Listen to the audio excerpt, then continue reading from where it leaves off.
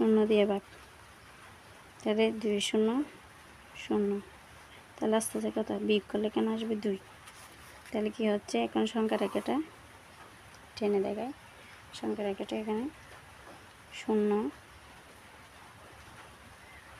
1 2 3। আচ্ছা, এখানে আরও অসংখ্য দেখেছে, বেশি দেখাতে হবে না, মানে বড় সংখ্যার থেকে একবার বাড়তি নিলে হয়। 2কে 0 দিয়ে ভাগ, তার মানে 2-এর এখানে শুরু, প্রথমে শুরু কোথায় 2, তাহলে 0, 2কে 0 দিয়ে ভাগ, আবার 0, তার মানে এভাবে আমাদের ইয়াটা এভাবে দিতে হবে, আবার ভাগ শেষ কত 0, এভাবে 0 চিহ্নের মানে 0 দিয়ে ভাগ করলে ওই সংখ্যায় থেকে যাবে, আপনাদের এইভাবে করে দেখাতে হবে।